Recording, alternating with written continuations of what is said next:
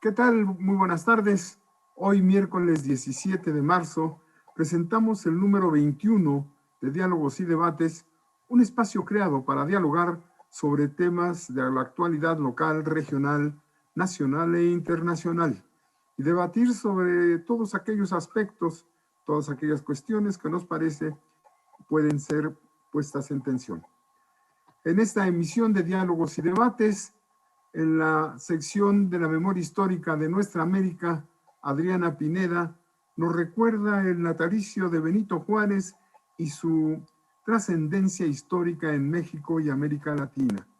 En la segunda sección pasamos revista a todas aquellas noticias seleccionadas por quienes hacen este programa y que son por su importancia hechos que trascienden a la semana en que ocurren.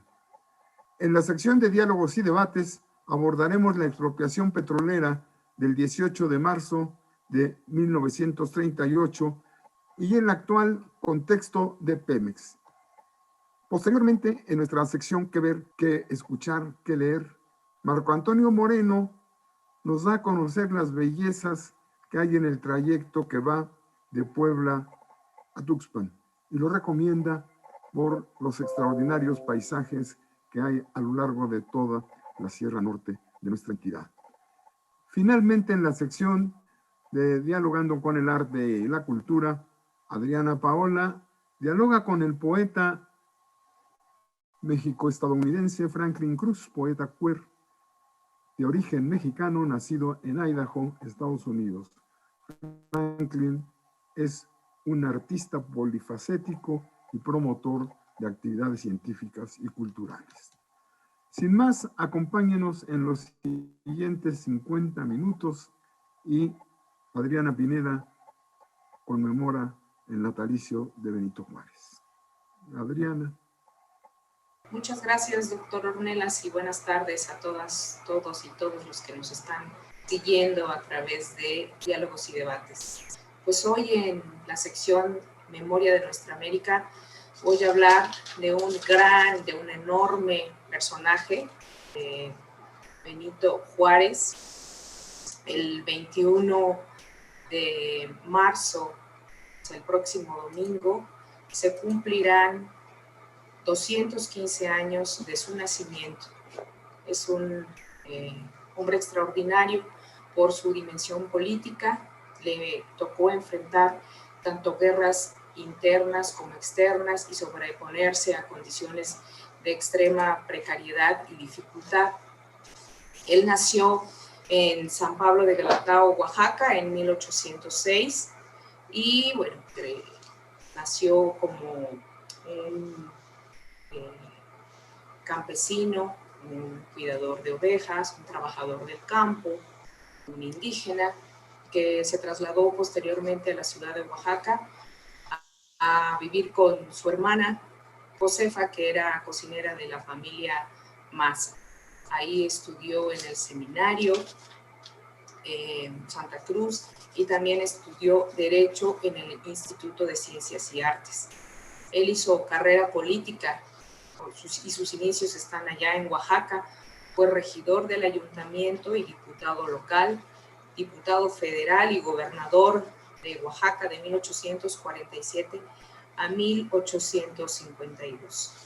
Del 53 al 54 fue desterrado por Santa Ana, vivió en Nueva Orleans en una situación de extrema precariedad, vivía en un cuartito y se dedicaba a hacer cigarros, pero ahí conoció a Melchor Ocampo y a liberales que también habían sido desterrados, que fueron pues los ideólogos también de la guerra de reforma. En el 55 fue ministro de Justicia e Instrucción Pública de Oaxaca y también fue reelegido gobernador del estado. El 57 fue para él un año muy importante, pues aplicó la Constitución de 1857 en el estado y fue nombrado presidente de la Suprema Corte de Justicia. Ahí se inició la guerra de reforma y este es uno de sus legados más importantes, su legado secular, pues esta esta ley de la reforma implicaba suprimir el fuero eclesiástico y militar en materia civil, la nacionalización de los bienes eclesiásticos, la ley del matrimonio civil, que dejó sin efectos civiles el matrimonio canónico. En el 58 Juárez fue liberado, bueno, ahí también, más bien en el 57 lo encarcelaron, para el 58 fue liberado y asumió la presidencia en Guanajuato por Ministerio de Ley. Debido a la intervención francesa, tuvo una presidencia itinerante a partir de 1863. Durante 4 años estuvo viajando por todo el país, ¿no? Con la carroza y con pues todos los papeles. Cuenta Paco Taibo en estos libros y estos videos que ha grabado muy interesantes, haciendo el recorrido en el carruaje pobrísimo, que no tenía zapatos, que fue de una condición de suma precariedad, tanto él para toda su familia, que se casó con Margarita Maza, hija de la familia donde trabajó su hermana, y pues ya en el 67 regresa a México después de el fusilamiento de Maximiliano. Fue elegido presidente de México y pues el 18 de julio de 1872 Benito Juárez murió de angina de pecho, es lo que pues, se conoce comúnmente. Y digo que pues fue un hombre enorme porque tuvo la visión y el valor y la entereza de pelear todas estas guerras y de pues amar a la patria, amar a México y trascender con esta figura histórica pues los siglos. Y bueno, pues lo recordamos en esta sección el día de hoy. Muchas gracias. Gracias, Adriana. Bien, ahora pasemos a nuestra sección de la noticia que trasciende en la semana. Marco Antonio Moreno, ¿qué tienes para esta sección hoy? Gracias, doctor. Buenas tardes a todos los que nos ven en este canal de diálogos y debates. Yo tengo una noticia muy importante, breve pero muy importante. Hay una fuente de información de Pemex señaló que existe un pozo terrestre que se llama Símpona. Bueno, no sé por qué le dan este nombre, pero así se llama y está ubicado en Tabasco. Este hallazgo es muy importante. Pemex comentó que desde el mes de noviembre del 2019, la Comisión Nacional de Hidrocarburos aprobó el plan de perforación de dicho pozo de manera exploratoria. Y finalmente encontró este nuevo yacimiento. Está justamente asignado a Comalcalco y se estima aproximadamente que tiene una capacidad de 600 millones de barriles de petróleo crudo. Eso es muy importante porque, bueno, en el marco de la celebración ahora, como el día de hoy del 18 de marzo, ahí en ese mismo lugar, en ese mismo pozo, el presidente de la República va a hacer una visita y va, aparte de revisar algunos de los trabajos de restauración de la ciudad de Villahermosa, entonces ahí va a estar celebrando esta fecha importante. Pero también hay otra situación, hay más descubrimientos. Pemex indica que realizó varios hallazgos de yacimiento crudo en años recientes. En mayo del 2019 encontró en el campo Huesqui, en Huamanguillo, Tabasco, que presenta reservas también de 500 millones de barriles de crudo y está prácticamente caracterizado como reservas 3P. Estas, cuando se dice 3P, incluyen que son reservas probadas, reservas probables y reservas posibles. Y esto quiere decir que es prácticamente seguro que ahí en donde se hace la exploración se va a encontrar esa cantidad de petróleo. México, yo creo que con esto avanza mucho en el descubrimiento de estos pozos petroleros, pero lo bueno es que ahora está en manos de gente, de gobernantes que no van a permitir que de ellos hagan un negocio como lo hicieron en la noche neoliberal que vivimos durante 36 años pasados. Gracias, doctor. Esto es lo que tengo. Bien, Marco, es un hallazgo fundamental. México va a seguir siendo o crecerá y será una potencia petrolera, parece ser. Adriana Paola, ¿qué noticia nos tienes tú? Sí, Doc, buenas tardes.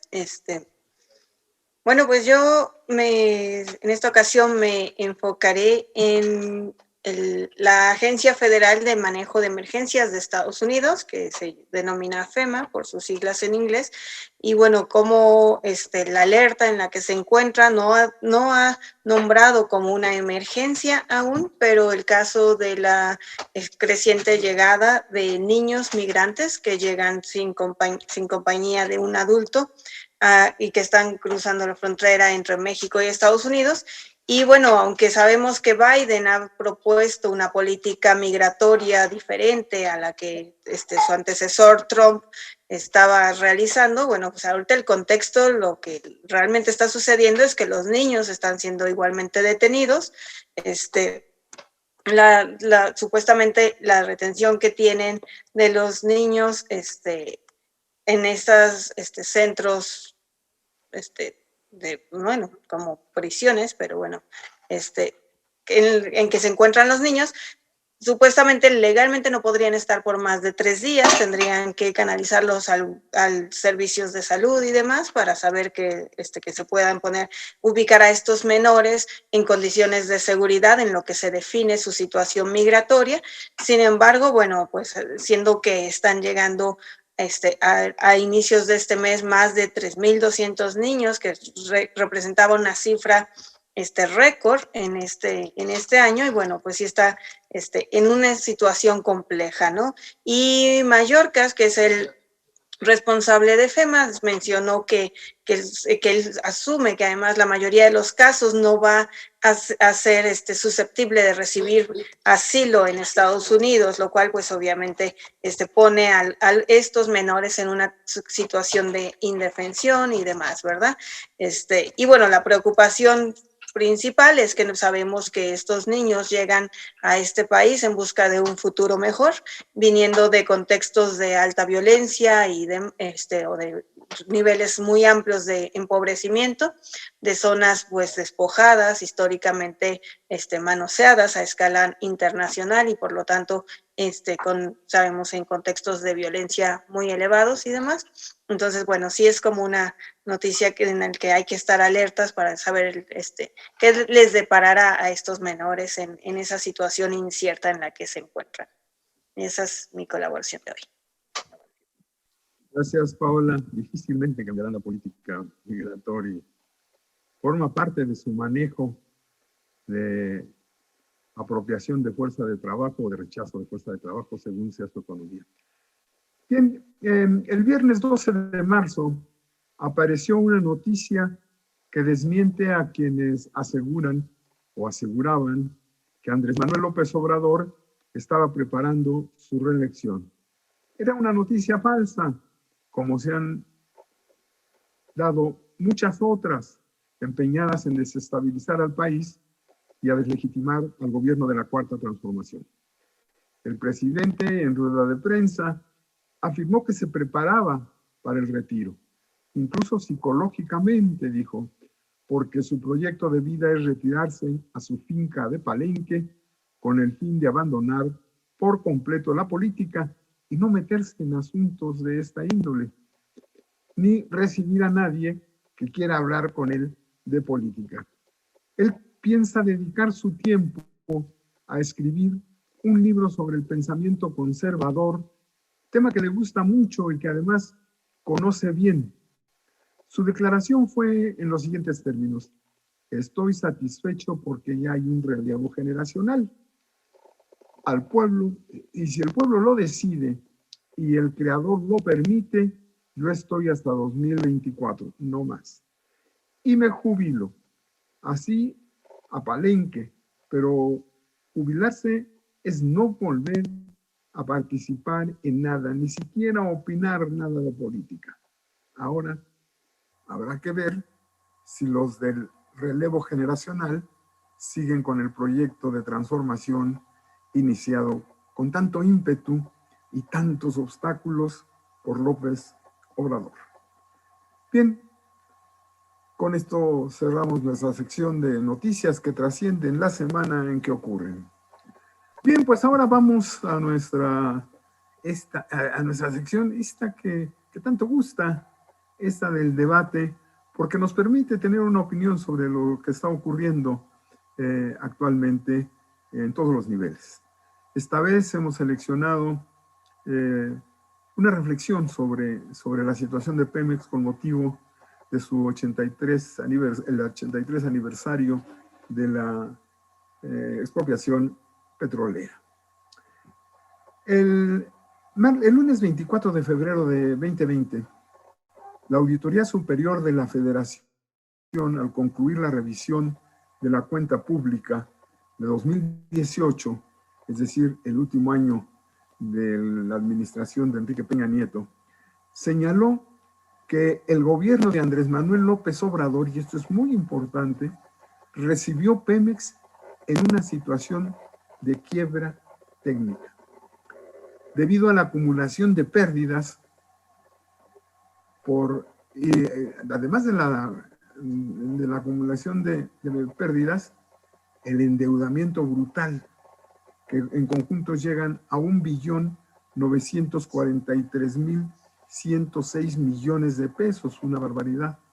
Una de las causas del endeudamiento y de las pérdidas se atribuyó a que el marco fiscal de la empresa es lo que impacta sus finanzas, ya que si bien, por ejemplo, hubo utilidades antes de impuestos en el 2018, luego del pago de las contribuciones, Pemex registró una pérdida de 180.419 millones de pesos solo en ese año, de manera que el régimen fiscal aplicado a la empresa hizo imposible que pudiera ser mínimamente rentable y sin recursos para exploración y extracción.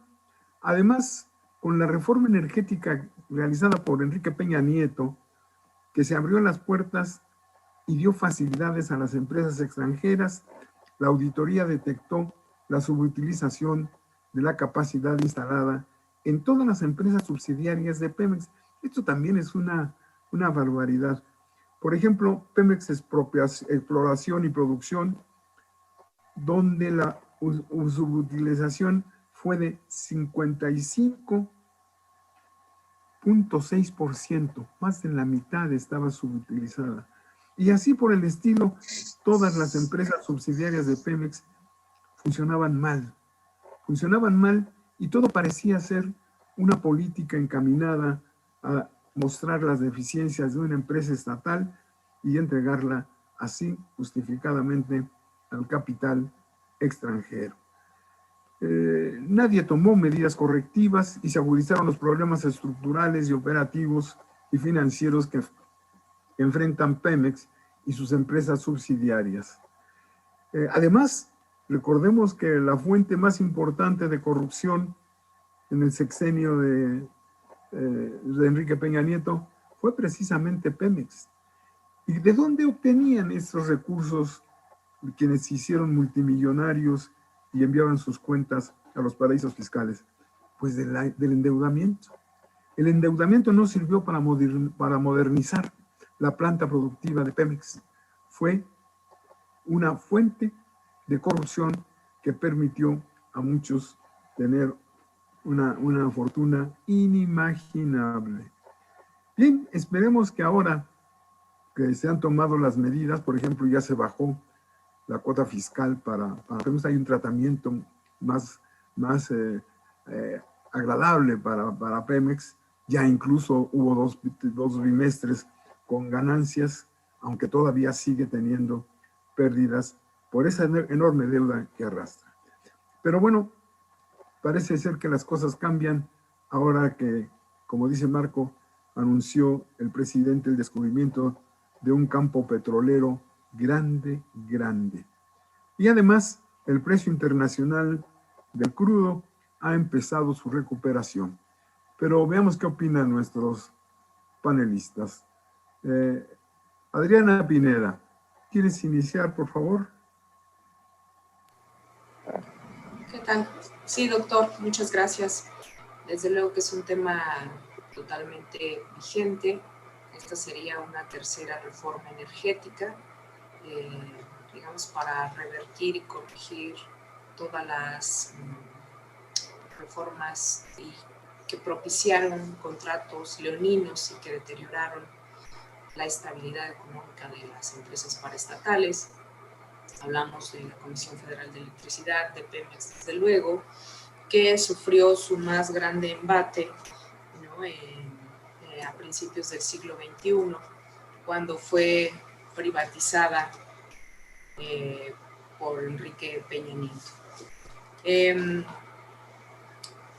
Fue un proceso, a partir también después de la expropiación petrolera, un lento proceso que empezó en el 82 con Miguel de la Madrid, de deterioro, de pauperización de la paraestatal, en el sentido de que hubo un momento en que había muchas empresas e industria vinculada con el propio petróleo, por ejemplo, fertilizantes, por ejemplo, producción de plásticos y de material para fabricar cosas que, si hubiéramos tenido una administración mucho más limpia, hubiera México podido despuntar en el sentido del propio desarrollo industrial. Pienso que aquí, por ejemplo, en Puebla tenemos a la Volkswagen y que suma números en cuanto a exportación, digamos, de vehículos o venta de vehículos, pero no en el sentido de la fabricación, del invento, de tener un coche propio, ¿no? de hacer tecnología propia y que también se vincula con el desarrollo de nuestra ciencia de frontera que más bien permaneció estática. Entonces, bueno, a mí me sorprende que pues muchos conservadores, cuando Peña Nieto hizo estas reformas, no se quejaron de que se estaba vulnerando el Estado de Derecho, cómo estaba configurada la Constitución para proteger la propiedad del subsuelo, de lo que había en el subsuelo en México, y ahora saltan las voces, ¿no? a decir que al proponer estas reformas, López Obrador está vulnerando el Estado de Derecho y está propiciando incertidumbre en los inversionistas. Bueno, aparte, yo creo que también se hubiera seguido este desarrollo limpio, correcto, administrativamente hablando, de la industria energética mexicana, seguramente también habríamos estado a estas alturas más avanzados en temas del desarrollo de energías limpias. Entonces, bueno, sin duda apuntala, y es una enorme noticia que se haya descubierto pues las fuentes petroleras recientemente, pero también tendríamos que apuntar hacia pues, un manejo combinado de esta energía del petróleo y también incorporar con más fuerza las energías limpias. Gracias. Sin duda, hay muchas expectativas de las energías limpias. Habrá que un día entrarle al debate sobre qué tan ciertas son las expectativas que despiertan estas energías. Marco, te escuchamos. Yo quiero empezar con algo que es muy, bueno, por supuesto, hablamos de expropiación petrolera, que se dio el 18 de marzo de 1938, cuando el presidente Lázaro Cárdenas expidió el decreto de expropiación petrolera, en la que el gobierno mexicano se apropió de manera legal del petróleo que estaba en manos de 17 compañías extranjeras. Ellas se encargaban de explorar, de sacar, producir, exportar, etcétera. Pero al conjunto de los trabajadores de aquel entonces, que incluso se fueron a la huelga, y ese fue uno de los elementos importantes con los cuales Lázaro Cárdenas dio pauta a la situación de la expropiación petrolera, los obreros en aquel entonces buscaban la manera de tener una semana laboral de 40 horas, mejoramiento del servicio médico, el plan de pensiones, alojamiento sobre todo para los trabajadores en los campos petrolíferos, en fin, transporte para poder llegar a sus centros de trabajo y incremento salarial. Estalló la huelga y las empresas jamás dieron caso. Lázaro Cárdenas, sencillo, nosotros podemos observar, por ejemplo, las fotos cuando el general Cárdenas está en la radio, los XCW de aquel entonces, haciendo el llamamiento al conjunto de la población sobre la situación de la expropiación petrolera. Bueno, algunos familiares míos, ¿sí?, que vivieron esa época, me comentaban que la población se juntaba en el Zócalo a dar monedas, aretes, joyas, el guajolote, el pollo, el borreguito, para poder apoyar al gobierno y poderles pagar a esas 17 empresas extranjeras sobre la situación de la expropiación petrolera. Estas son cosas que lo llenan a uno de un sentimiento fundamental para poder definir que efectivamente en aquel entonces la gente sí sentía esta situación de que el petróleo es nuestro y lo defendía y apoyó al gobierno en ese sentido cuando la expropió.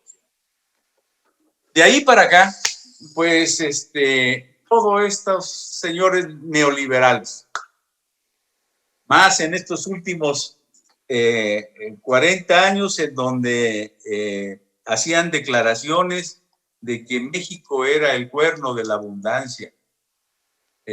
Algunos presidentes hacían alarde de este tipo de formas de cuando se descubría un pozo petrolero, pero pues ellos tenían básicamente la intención de hacer del petróleo, ¿sí?, y de la empresa Pemex lo que se le conocía como su caja chica. Y ahí empezó a ordeñar las ganancias que se obtenían por parte de Pemex y se implementaron en términos legales y fiscales, etcétera. Y por eso ahora los datos que da el doctor en torno a la situación que se encuentra ahora Pemex son catastróficos.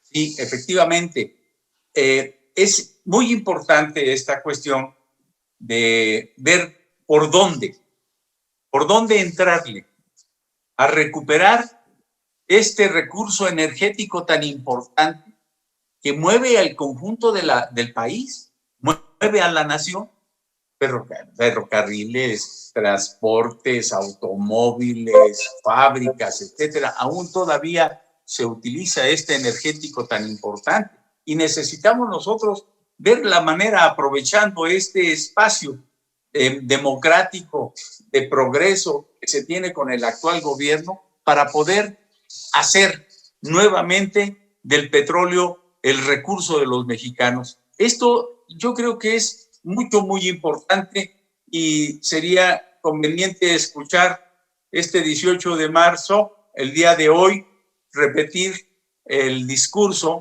escuchar el discurso que recién acaba de dar el presidente Andrés Manuel con respecto a la situación de la celebración del 18 de marzo. Gracias, doctor.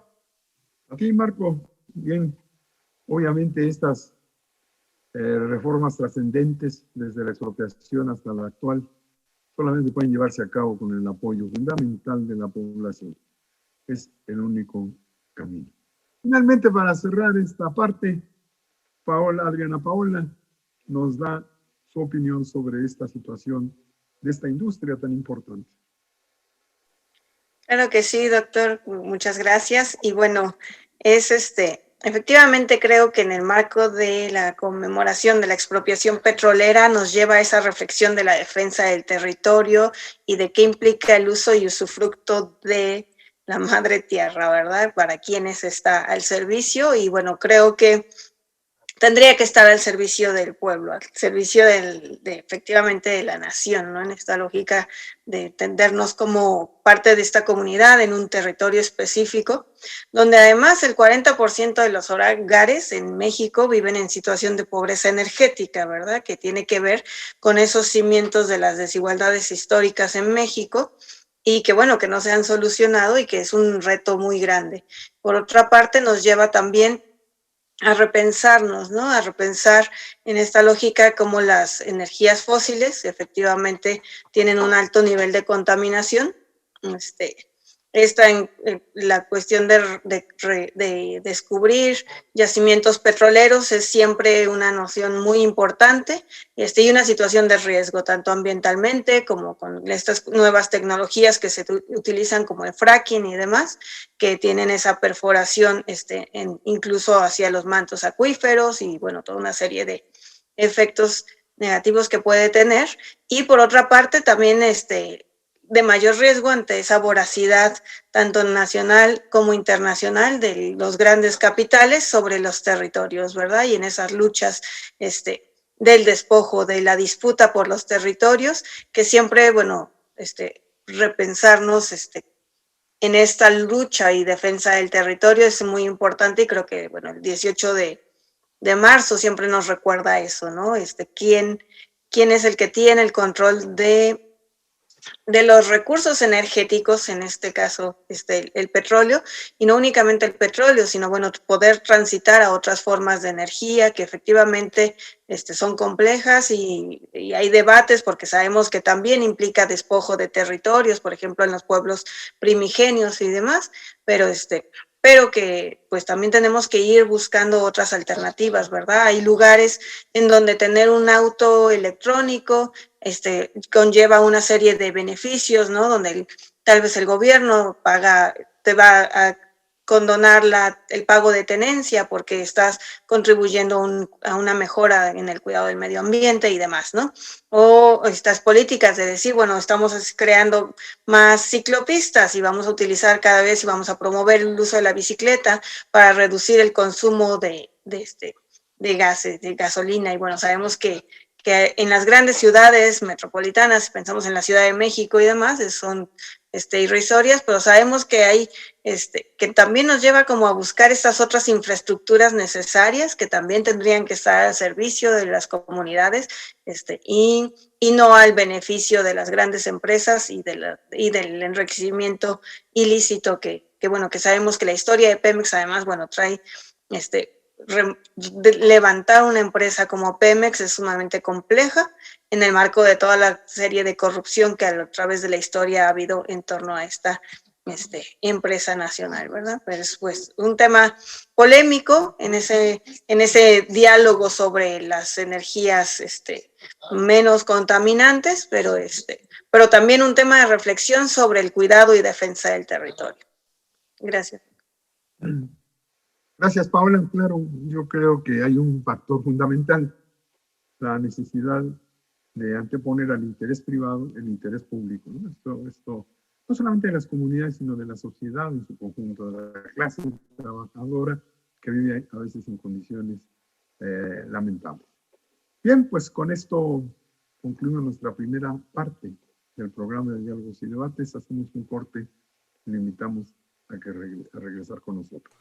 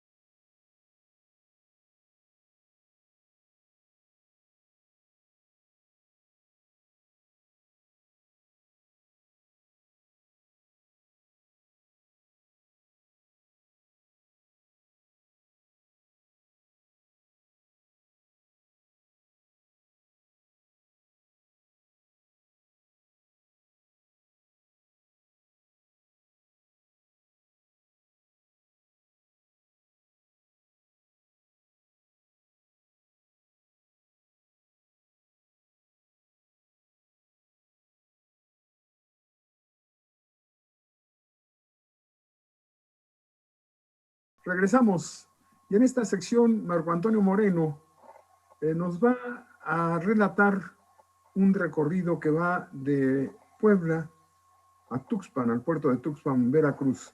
Un recorrido que no solamente es bello por el destino, sino por todo lo que pasas para llegar hasta Tuxpan, Veracruz. Marco, tienes la palabra.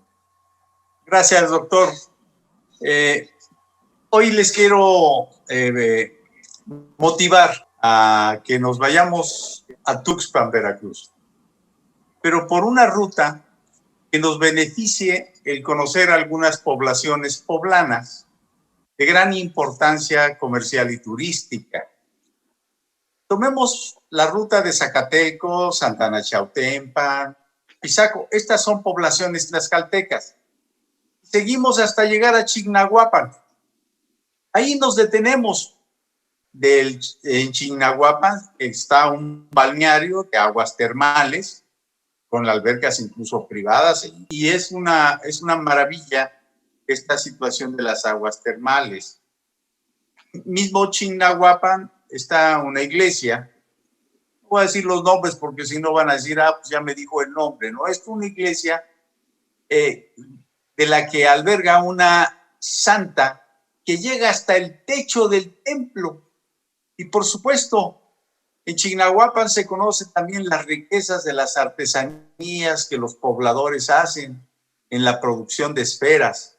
Desde este lugar, incluso también se puede ir a Zacatlán, saborear los vinos caseros que se producen en Zacatlán, su zócalo, su reloj jardín. Es una belleza.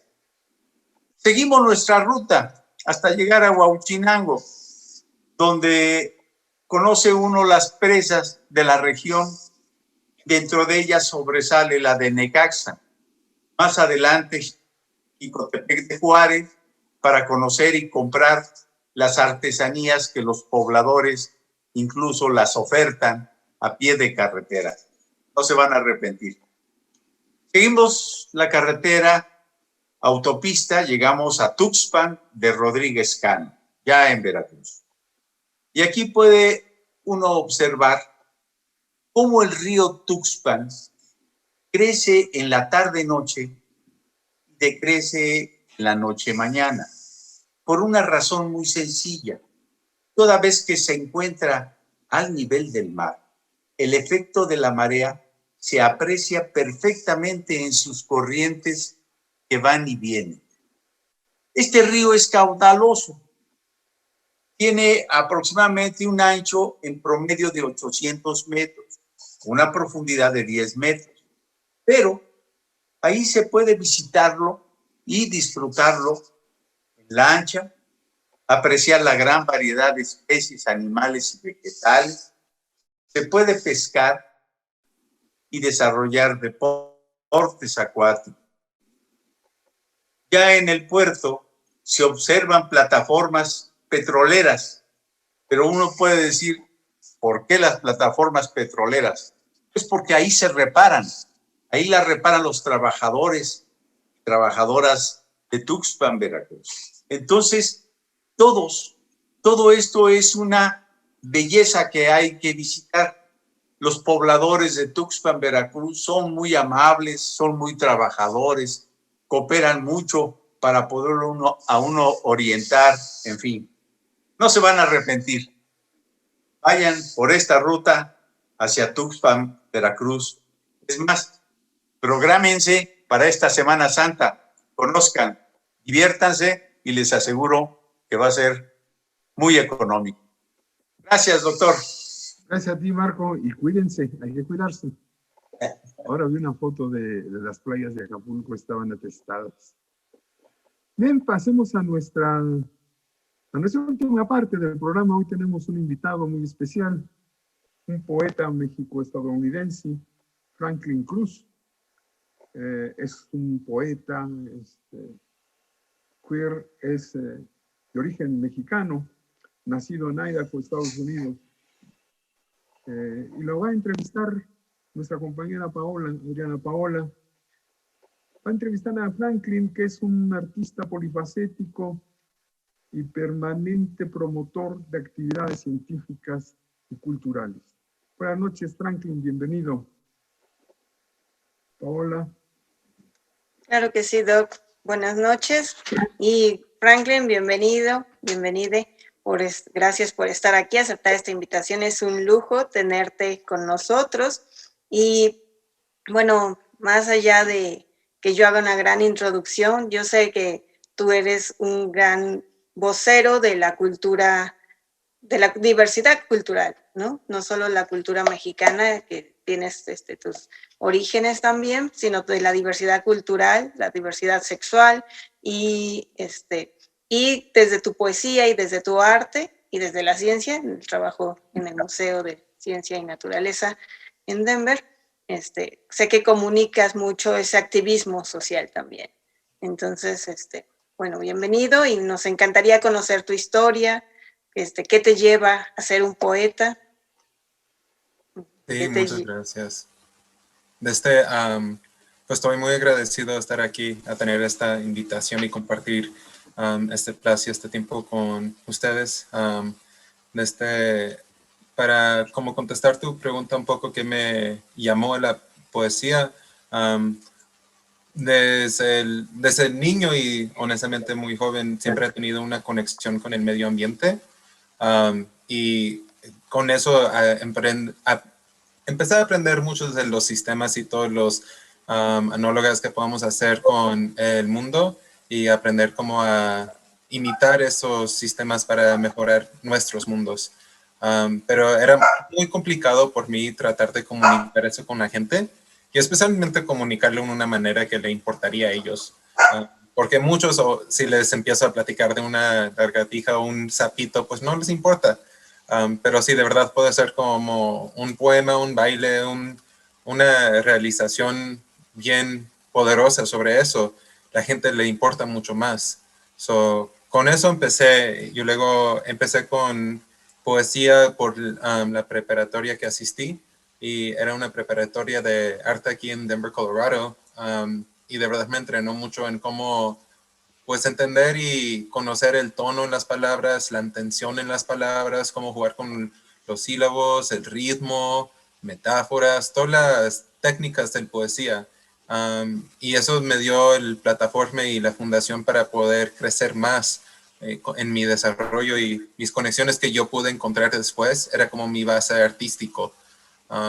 Pero honestamente lo que me hizo crecer más al poesía era cuando salí a la comunidad y vi lo que la gente estaba haciendo con el poesía, las conversaciones que estaban entrando, las profundidades de esas conversaciones, pero sin perder como la humanidad del chiste, la humanidad de la sexualidad, también nomás simples gustos y no poder o no tener que sobrecomplicar ni sobresimplificar las cosas, tener como ese balance entre los dos. Y eso de verdad me llamó la atención porque vengo de un lado poco científico también.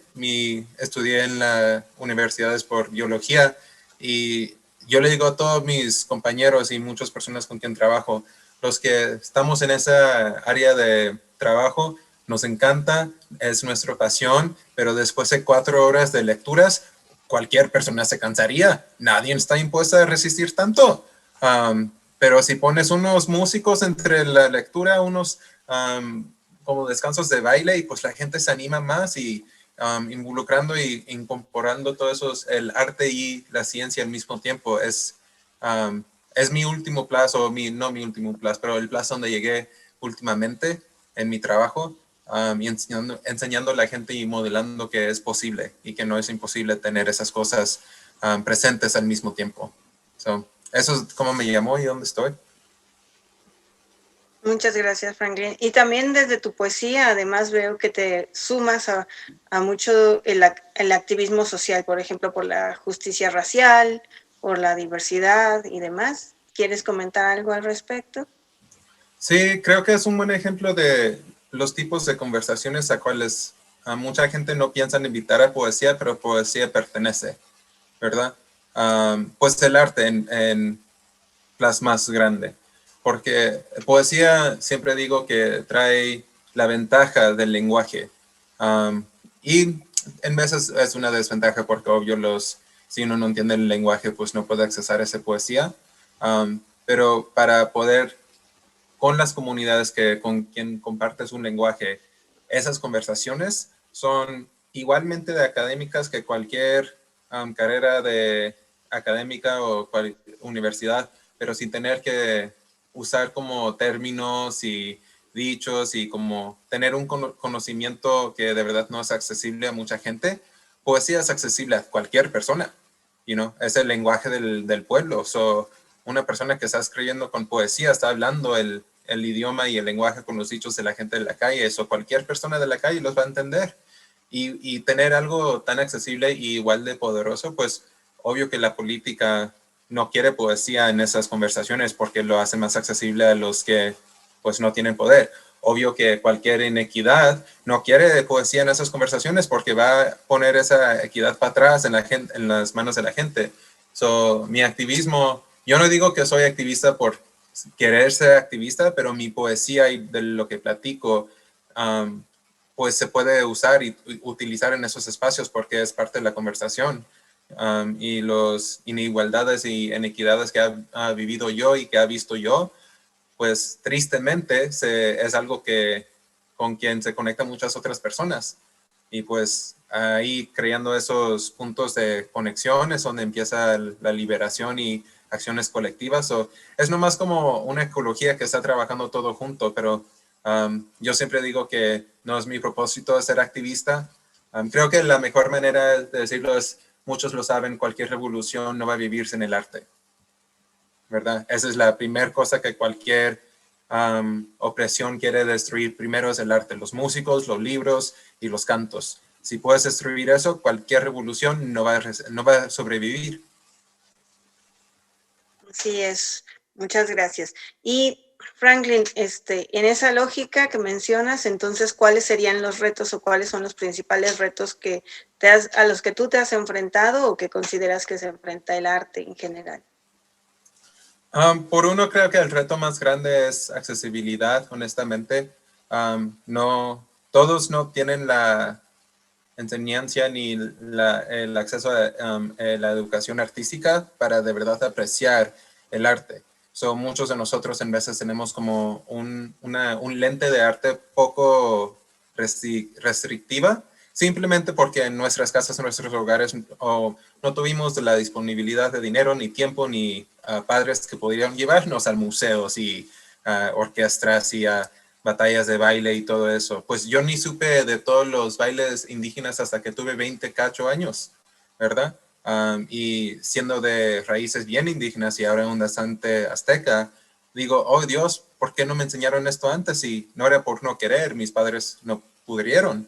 Y ahora cuando llevo mis amigos también tienen como ese periodo de ajuste donde están aprendiendo, están viendo, están de verdad incorporando en su cuerpo y encontrando su lugar, y eso toma un poco de tiempo para todos. Cuando yo vengo con mi poesía usando metáforas y imágenes que en veces no llegan con la gente, pues obvio van a decir, pues este güey no me conoce, no está hablando de mi lenguaje, pues no es mi arte, ¿verdad? Pero todavía yo tengo que llegar a estos lugares y tratar de hacer esos puentes con la gente.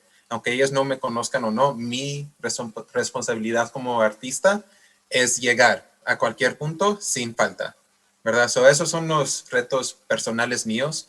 Es como cómo conectar con gente que quizás no conectan con el arte desde empezar, ¿verdad? Y el otro también es, honestamente, enseñando a la gente el propósito, el valor y el lugar del arte, porque muchos honestamente me quieren invitar y dicen, oh, pues platicas de esto, pero no platicas de eso. Y yo digo, ese no es el propósito del arte, ¿verdad? El arte es el lugar donde podemos tener una conversación más o menos neutra, lo más neutro que se puede encontrar, pero para decir, esta es mi historia y no te quiero mentir eso, se aparece así en esta imagen o este baile o esta metáfora, pero así se parece. Y no queremos criticar eso. La conversación que nació desde eso, ok, ahí podemos encontrar un poco más profundidad y especificidad, esa es la palabra. Pero de verdad el arte todavía vive. El arte hizo su propósito, introdució la conversación, nos dio la oportunidad de platicarlo y quizás iluminó algo que los demás no quieren iluminar, ¿verdad? Esa es la otra parte y yo luego que las personas digan, ok, ese sí tiene su valor y su propósito, más que todo, págale al artista, porque ese trabajo es bien pesado también. Tener que ver todo eso, tener que crearlo, tener que tener la técnica y la humanidad para decir cómo le llegó al mundo que quizás no quiere llegar donde estoy yo, pero aquí esta conversación es muy esencial. Claro que sí. Bueno, pues si quisieras compartirnos algunos de tus poemas para introducirnos más a esta experiencia vivencial tuya a partir del arte, nos encantará escucharla. Bueno, pues aquí tengo este poema que escribí que se llama Wild Side Wishes. Trabajo mucho con el medio ambiente y jardineros acá. Este es mi atento a tratar de capturar todo eso. En inglés dice, I saw my mom get lost and loved in the sky. Stood in the streets, face praying with a smile, with the same look when she kisses my father, she was with nature. You could tell she was loving and praying the way she closed her eyes to just be. My family loves nature, so much that the wind has more than once inspired a poem, a song, gave me purpose. I searched less because instinct was blessed on me. I became free, naturally being myself. My pen kicking up the pages, brown blood running the ritual, little things Creator did as proof, like how you gonna bless us like that? With the luck to break barriers with our work, fresh water and rain, full bellies and hands to grip hope, the grace of another sun to live and write by. That's the magic message within us, telling us to surrender to nature, the one we cannot access with open eyes and one head. Let the earth show you how it's done. Pick up some trash on your way out, ride a damn bike, reduce your plastic and water use. Remember, it's for the sake of us all, and grow some food for yourself. Let the Walmart farms die off. Feed your soul with good food from freed soil. Buy the chickens from Abuelita down the block. She feeds them with sunflower seeds and oats, leaves out the veggies and fruit scraps for snacks, and they never seen another chicken die. That Abuelita is good like that. Doesn't want the bad blood in the meat if you're gonna buy it from her. Don't you know, even when forgotten, the old ways is always around, hiding in the backyards of old souls, locked in cities and suburbs. Some families never forgot the good old days. They're the ones who till the ground in the back. They look at the trees and see a cousin. The sun is strong and they say thank you. People who try to stay up to see the same moon from yesterday. They try to count the raindrops before it becomes impossible, and have probably watched squirrels too long for anyone's good. But they're the people who never forgot the mother, the earth that created all good food, sea that stirs the pot, wind that carries the message. We just stare up, always looking for answers to questions asked by someone long dead. We just showed up for the message. We're just listening to the wilderness inside us, always waiting for a call in the wind. And ain't that a trip? Like something that only happens in a magic forest or the magic desert, just the magic instinct in us all. Gracias. Muy hermoso, y efectivamente nos hace conectar, nos lleva ahí, ¿verdad? Y a reflexionar sobre estas prácticas de consumo, esta forma en la que nosotros nos alimentamos y le tomamos prestado a la madre tierra, o la cuidamos o la descuidamos, ¿verdad? Esa reflexión muy interesante. Muchas gracias. En serio. Gracias. Bien. ¿Quieres compartir otro más? Sí, puedo. Tengo algunos otros. Eso estaba como reflejando en generaciones, y pues en mi estudios de biología, generaciones son diferentes por la especie, ¿verdad? Hay generaciones que duran 2 horas, hay generaciones que duran 200 años. Y si vamos a las especies de las plantas, hay generaciones que duran 600 años hasta 1200 años. Era como bien padre para entender todas estas diferentes perspectivas, y pues me puse a como pensar en las diferentes formas y etapas de mi vida y qué aprendí en cada una. Este se llama My Lives. Todo está escrito en inglés hasta que los estadounidenses acá en Colorado aprendan más español mayormente. Todo esto. Necesito empezar una campaña a enseñarles a todos. Acá está.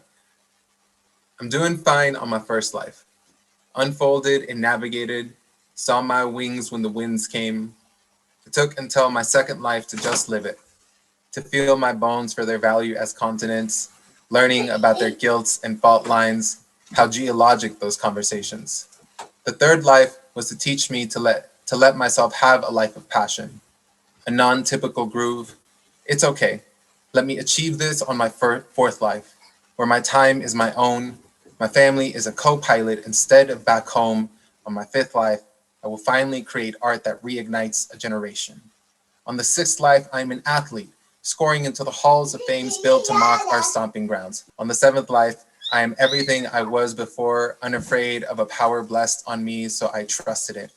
On the eighth life, I was something new and daring and unique and unknown and unwilling to live any other way. On the ninth life, let it be about my body, and every bone gets its own solo. We dance like we never stopped. On the 10th life, let me focus on my mind and body, a duet between a nervous neuron and a mindful muscle. On the 11th life, let it be about my mind, body, and spirit, where it's a freestyle and the moment is just too much for words. Let the 10th life be about me, at a pace meant for a lifetime walking through canyons. On the 11th life, let it be about someone else, so all this may become theirs. Maybe a parent, a child, the 7-Eleven worker singing in the pews, aisle. Let me learn how to give.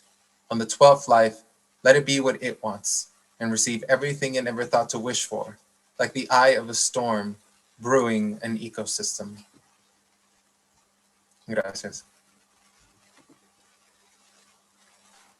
Muy hermoso, muy poderoso además. Me gustó mucho. Muy bien. No sé si hay algo que alguno de los compañeros quiera preguntarle a nuestro invitado. Varias cosas me surgió la inquietud. En primer lugar, pues el tema de escribir en inglés, básicamente, y si en algún momento te interesa escribir en español, si fluye en ti escribir en español, y la música, que también, bueno, los propios sonidos, más allá del lenguaje en sí, y bueno, estas últimas imágenes me recuerdan también que alguna vez escuchando música clásica, como sentí en un momento determinado como a todos mis ancestros, como todo el recorrido que hicieron, los viajes que han hecho, la propia evolución de los seres humanos en el planeta, y pues es un mensaje muy importante entender pues, que la naturaleza no está a nuestro servicio, sino más bien que tendremos que pues, rendirle tributo a la naturaleza, que a ella nos debemos. Y bueno, felicidades por tu arte. Sí, muchas gracias. Sí, creo todo lo que dijo es algo que creo que vive dentro de mí y por eso se expresa mucho en mi poesía. Todo lo que reflejó usted es todo lo que yo quería que hiciera mi arte. So, que me confirme eso por mí es decir que, ok, el poema hizo su trabajo, ¿verdad? Si yo no necesito explicar nada y alguien puede entender algo así, ¿verdad? Desde escuchar unos cuantos de poemas. Porque yo digo esto, es el vehículo mejor, en mi opinión. Obvio tengo un prejuicio en poesía, por comunicar, porque en esos dos poemas que compartí, usted aprendió tanto de mi ser, de mi perspectiva, de lo que me gusta ver. Sí, pero igual nos ayudó como a ahorrar todo ese tiempo. ¿Se imagina cuántas conversaciones tuviéramos que tener para poder llegar hasta ese punto? Y en 2 poemas usted pudo entender todo eso sin preguntarme nada, nomás sentarse ahí y recibir algo. So, me encanta que alguien pueda confirmar eso porque es como está enseñando la muestra que ese es el propósito. Muy bien. Muchísimas gracias, Franklin. ¿Quisieras compartirnos? Creo que traías un tercer poema para compartir con nosotros antes de concluir nuestra entrevista. Sí, a ver cómo sale con la sobrina acá atrás que está jugando con la gatita y la gatita no la quiere por nada. Parte de los efectos especiales. Es verdad. Ahí So, está. se llama Riendo Hoy or Laughing Today. Ah, bueno, Nani. I'm laughing today. On days I wouldn't. No sunlight ceremony, just a celebration inside my gut. I hear instincts chisme. I can't help but cackle hard. No puedo más que reírme libremente. My nephew says I laugh like someone paid me to. A vent of praise, erupción de manifestación. It's recognizably transactional. My laughter is a bet against the odds. To live so freely, it feels like I left my bones behind. Being brown and queer and out in public, not afraid to show all my teeth, the back of my throat as all the air dances past my mouth into a cipher, song, some laboratory of joy that illuminates everyone's day. Sometimes I want to stop because others are laughing or staring, the ones uncomfortable with self-love like this. All because they don't understand joy this frame. They don't believe it can be theirs too. They call it mine, bigger than them, a gift they didn't get, can be envied, desired, or chasing, a reminder that laughter is almost always an accident. Alive and filling the space by circumstance and context, it chooses the person because of their willingness to live a life luxurious in reasons to laugh. And what a blessing to be the shy kid who wanted to die at one point and now able to fill a whole room with my body's ritual for liberty. From the lies we believe, even if we said it to ourselves, from the need to always know, avoid risk, seek glory, laughter does none of those. It's mainly a reaction, part of the process of being human, one caught in the moment, laughing so loudly, you let go, finally, free.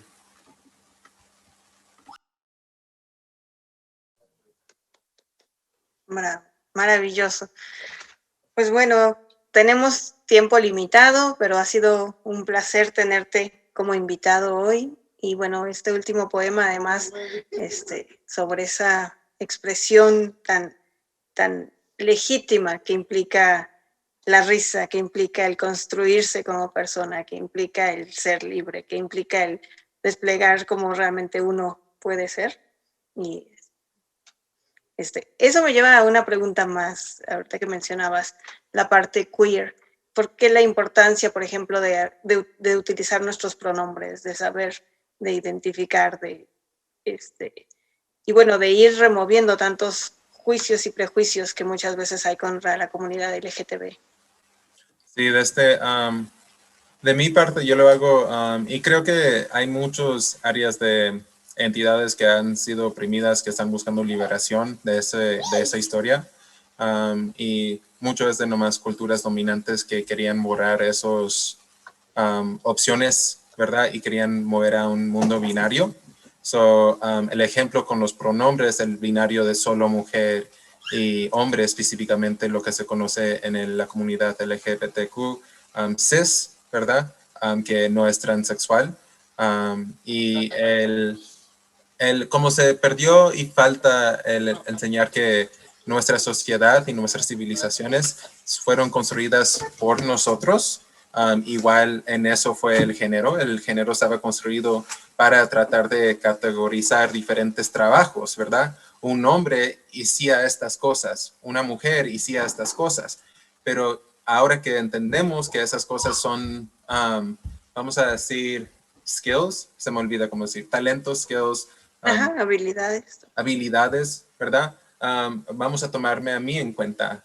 Me gusta cocinar, ¿verdad? Me gusta ser jardinero. No me gusta trabajar en los carros y todo eso, pero siendo mexicano criado en Texas, ¿verdad? Durante los 90s y todo eso, cada vez que había trabajo en el carro, eso se me llamaba a mí ir a hacer esas cosas.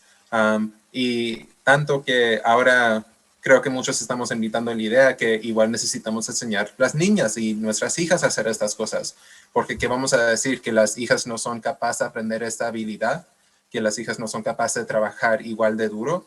¿Y qué estamos diciendo de los hombres? Que los hombres no son capaces de crear una cena bien rica, los hombres no son capaces de crear una noche íntima y vamos a decir feliz y agradable con la familia, que todo eso nomás se salva para las mujeres. Invitando estas cosas es como invitando la pregunta, pues, ¿qué rol y qué propósito tiene el género? Y cómo seguimos perpetuando cosas que de verdad ya no tienen su lugar y cómo podemos invitar, creando los recuerdos de lo que hemos hecho antes. Porque no es como que estamos tratando de inventar algo nuevo, estamos llamando para atrás las prácticas indígenas de muchos países y de muchas culturas, porque antes del colonismo y de verdad la normalidad de estos binarios, o la normalización de todos esos binarios, había muchos géneros, hasta en unas culturas 5 o 6, ¿verdad? Y se reconocían y tenían su lugar, su propósito y sus plaza en el pueblo. Es tratando de llamar esas cosas para atrás para recordarnos que de verdad todo eso está construido, podemos reconstruirlo si necesitamos, que la cultura no es tan concreta, es fluida, y también en esa fluidez se han borrado y se han mantenido borrado muchas historias por el simple sistema de un binario, y no hay necesidad ya a este punto. Así es, Frank, y totalmente de acuerdo. Y bueno, definitivamente, además, ahorita que estamos todavía en marzo, mes de la historia de las mujeres y de todos los que se identifiquen con el pronombre ella, creo que es fundamental reconocer esa diversidad precisamente y que las opresiones siempre han sido construidas desde un espacio específico que es el de la dominación, y que nosotros como comunidades tenemos la capacidad de desmontar esas opresiones que se nos han impuesto. Pues muchísimas gracias por tu presencia, por tu maravilloso arte, por tu poesía inspiradora, y esperemos que no sea la única ni la última vez en que podamos contar con tu visita a este programa. ¿Sus redes sociales? Oh, sí, me pueden seguir por Instagram, @fcruz, _ se me olvida cómo decir eso, unido. Y en Facebook también estás, ¿verdad? Perfecto. Sí, en Facebook, en Instagram. Tengo un LinkedIn, pero no voy a decir que lo tengo activamente, realizado. Está un poco viejo. Está bien, no te preocupes. Pues así es, invitamos a que lo sigan en sus redes sociales. Tiene una muy interesante trayectoria y bueno, gracias por estar aquí, Frank. Bien, pues con esto damos por terminado nuestro programa número 21 de Diálogos y Debates. Lo esperamos la próxima semana a las 6 de la tarde por esta misma fuente, por este mismo canal. Gracias.